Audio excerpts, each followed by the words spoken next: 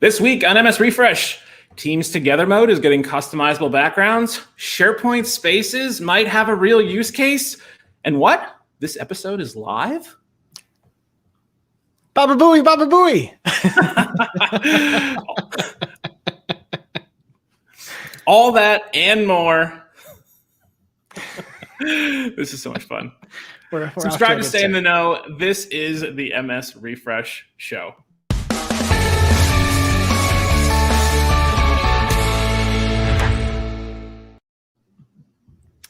All right. Hi there, and welcome to the Matt and Sean 365 Refresh Show. This is episode 21 of the work week of May 17th, 2021. Coming to you from the East Coast of the U.S. My name is Matt Wade. And live from Oakland, California, I'm Sean Bugling. Nice. Sean, what's going on today? How are you? Other than we're doing this live, I'm just chock-a-block with exciting ideas for what this can mean for us, Matt Wade. Yeah, it's kind of crazy. Yeah, you know what else is crazy is how close we are to M365 Collaboration Conference. I was just putting all my stuff in TripIt, and I saw that it's like 24 days from when I'm supposed to fly out. Yeah. And not even a sponsor or anything like that. I love TripIt, by the way. I am a big fan of TripIt. Definitely not a sponsor, but such a big fan. I loved that they just gave away premium throughout all of this since we weren't using it at all. Yeah, right. Extended it on for another year or something like that. It felt so good to forward my emails to them. I know, yes. Their system works really well, too. Pulling out the correct data and formatting it right, it just looks really good. It's just very professional. Terrible, I like it a lot. But the service is so good. Yes, agreed. But anyway, so we are doing this session or this episode live. We have been doing some planning in the background for a while now to try to change over from the pre-recorded, edited.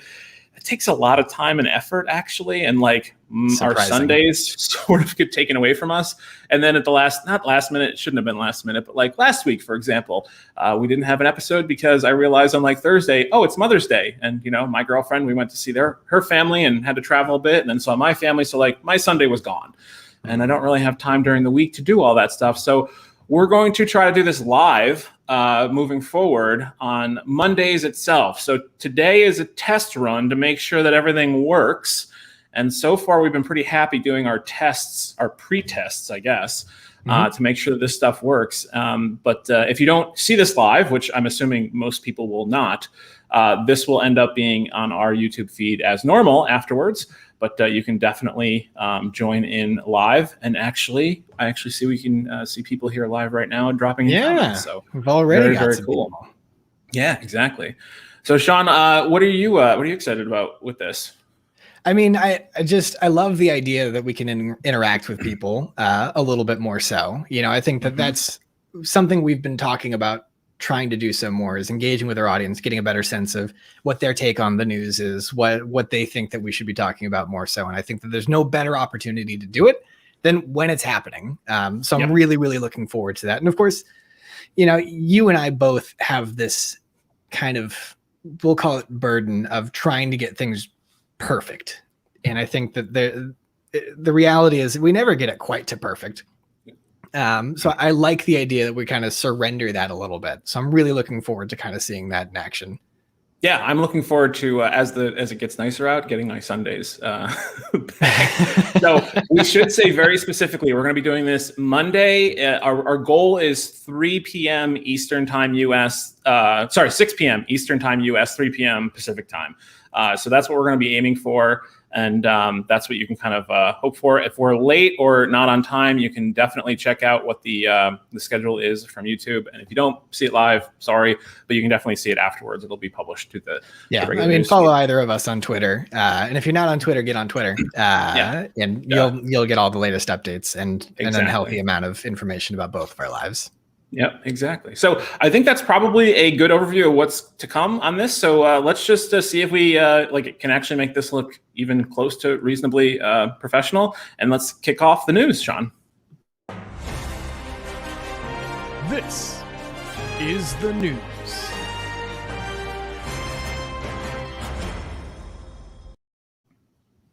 Teams Together mode, the experience that allows team members to see themselves during immersive scenes during Teams meetings rather than in sterile, if newly dynamic squares.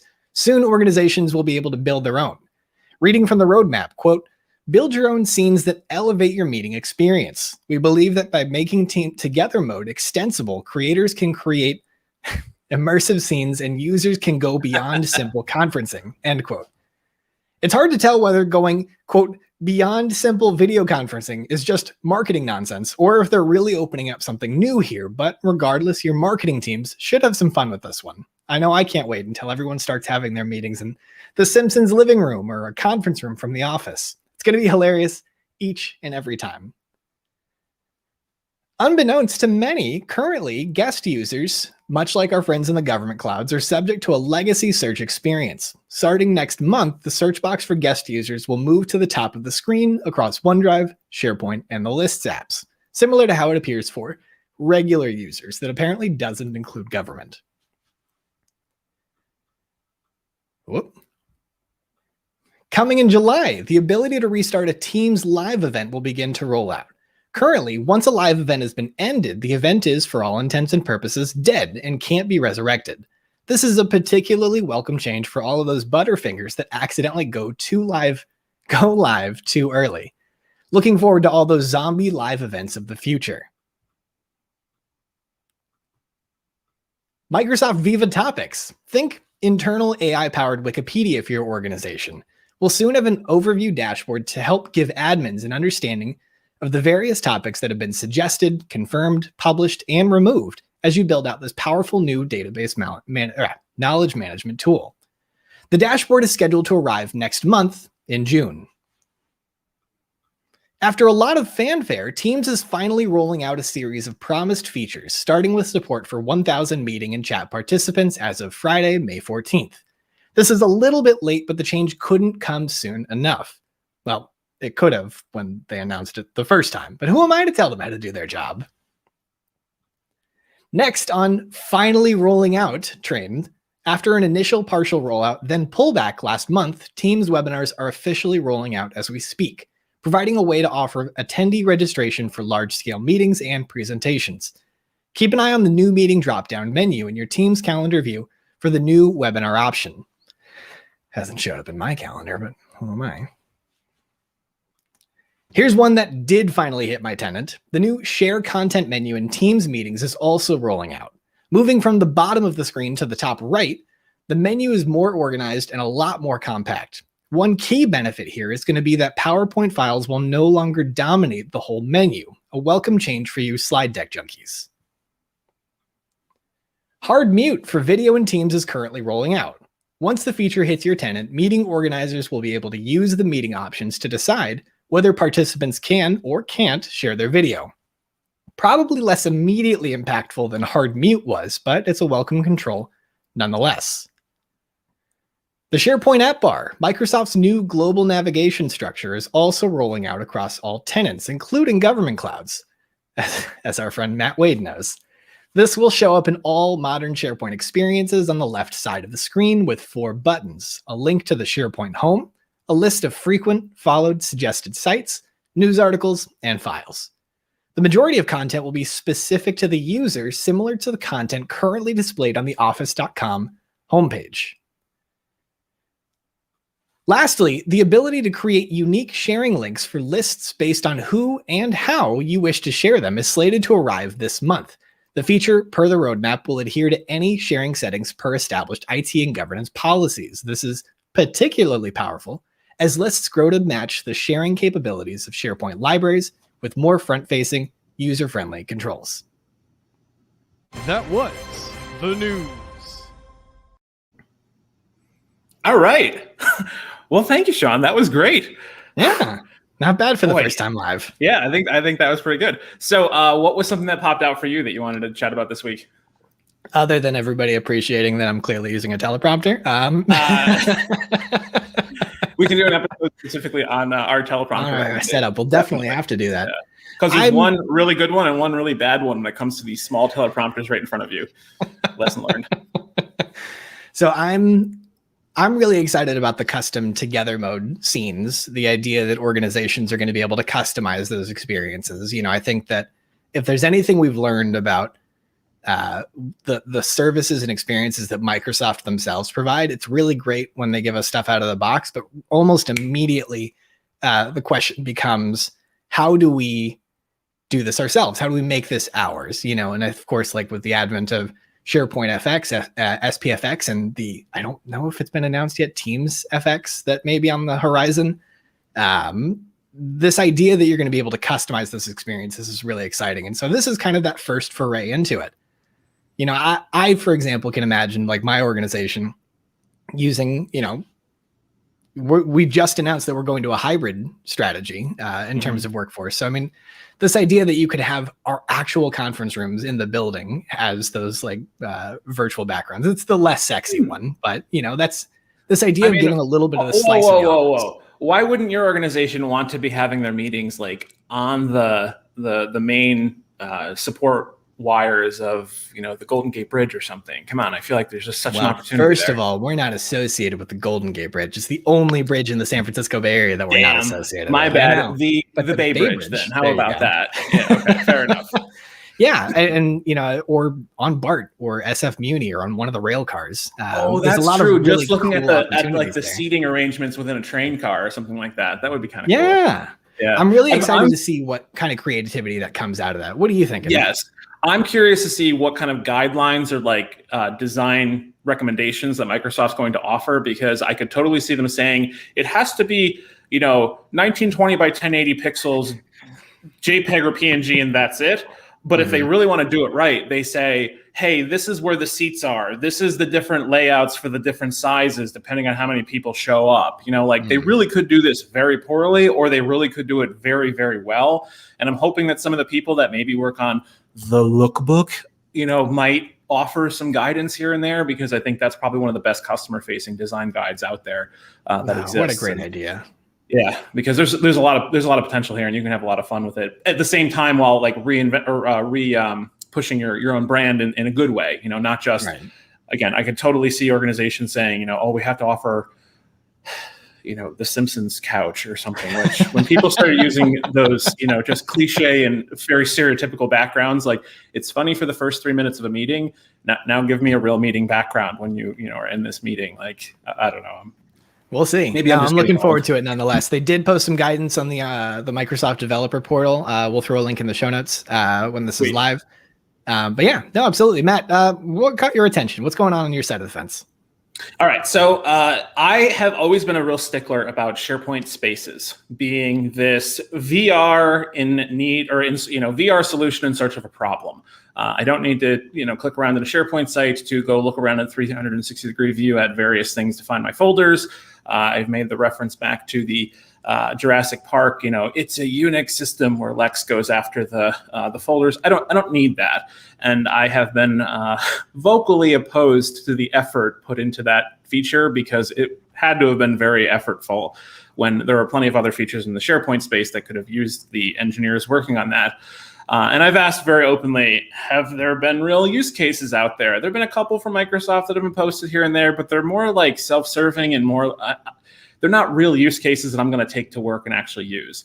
Right. I have finally seen one, and it's John Moore, who was one of our community members of the week, actually our second episode, I think it was. Just really great guy to learn more and more about Microsoft Teams.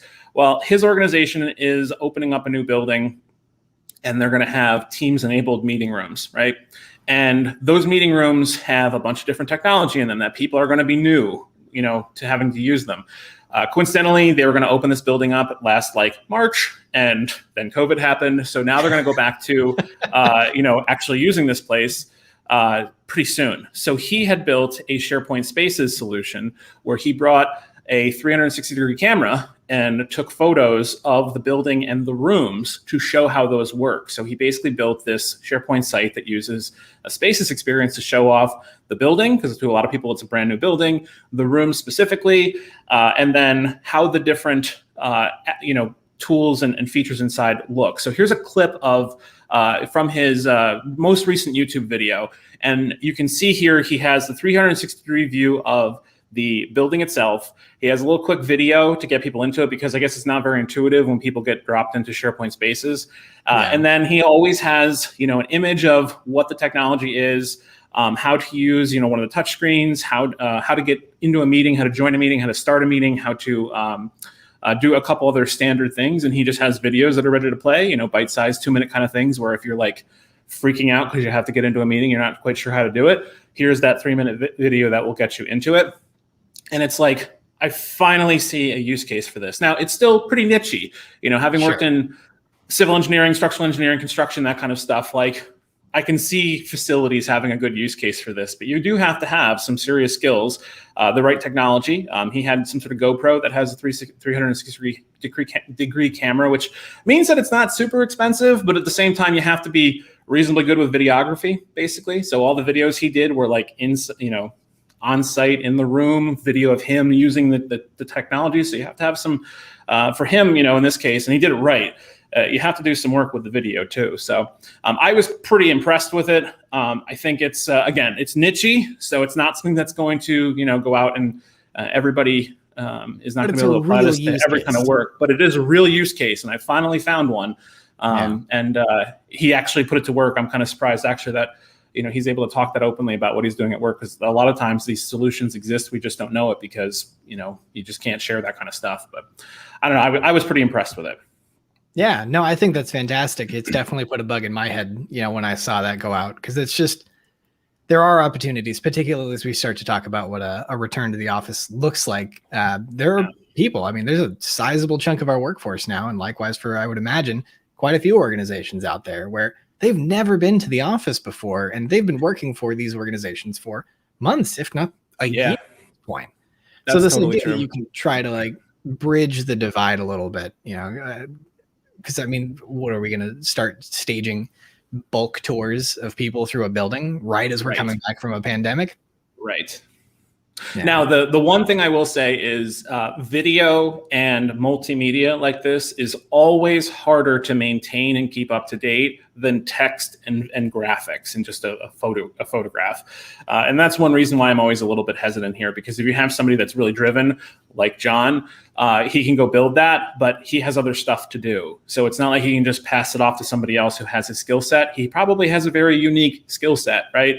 And that's the kind of thing where I found myself in that situation in organizations where, the skill set that I have with, graphic design and, some videography and the SharePoint or the team stuff and bring it all together. Well, I might be the only person in the organization with that skill set, and to teach that to somebody else to upkeep it isn't necessarily worth it. So you're kind of putting out a great solution that's great for 6 months, and then something changes, and now I have to go back and redo the whole thing, or take the thing down, or tolerate the fact that it's 12% inaccurate, because you can't just remove text, from a web page in this situation, because it's so multimedia heavy, I guess. But it's definitely cool and definitely useful. Yeah, kudos to you, John, because I know you're watching this. He does check in once in a while, so I'll be happy to see the shout out. But it's a 40-minute video. He gets deep in, shows you how he makes it, especially the lessons learned and like the landmines to avoid. That's always the stuff I appreciate. So I was very impressed, but definitely. All right, cool. Well, I think that brings us on to the upcoming events for the Microsoft World. Let me just get that shared up here. So coming up soon, we have Microsoft Build, May 25th. June 4th is the M365 Chicago user group. June 8th is the M365 Collab Conference, which, Sean, I'll see you there in person. Oh, I'm so excited. I know. It's 3 weeks. I really should start working on those talks, huh? Yeah, I know, right? It's probably a good idea. And then, I don't think we've mentioned it before, but I'll go ahead and mention it here. I am doing a workshop on Friday, the 11th, about how to stand up your own internal technology training program within the organization. Some people know, some people don't. But I was a former technology trainer. I did that for a couple of years working with companies like Levi's and Gap and Walmart.com. So if anybody is thinking about attending, check out that workshop. It is an add-on, but it's going to be great. And we get to hang out for 8 hours. There are worse places to be. That is definitely true. Definitely true. All right, and that brings us to June 29th, Commsverse, and July 14th, Microsoft Inspire. All of these are virtual except for the M365 Collab Conference, which is hybrid. So if you are comfortable traveling and you want to join us in Florida, by all means, but you can also do it virtually. That includes the workshops. They are also virtual. I will say, I love Sean to death, but I absolutely hate the fact that he is such a good presenter and a really great storyteller. It really just peeves me because I can't come up to his level. So if you want to really cash in on maybe some of that pent up education budget that you haven't spent in a while, spend it on his workshop. It is absolutely worth it. We're looking forward to seeing some of you. Yes, definitely. That is absolutely the case. All right. And Sean, my computer froze. Can you bring us back? I can. Thank you. There we go. All right, perfect. The magic of live. I know, right? Okay, so we are going to skip the community member for this week just to keep things simple. But I do want to say thanks very much, Sean, for joining me today and for agreeing and testing with me and all the background stuff to make this stuff happen. This is definitely a 50-50 effort where he checked out the technology, I got the branding, all that kind of stuff, and hopefully this Which looks great, by the way. Yeah, I think stuff turned out pretty well. Not to pat ourselves too much on the back there, but and thank you to those of you that on a Sunday afternoon or morning, wherever you are, decided to actually hang out with us in person.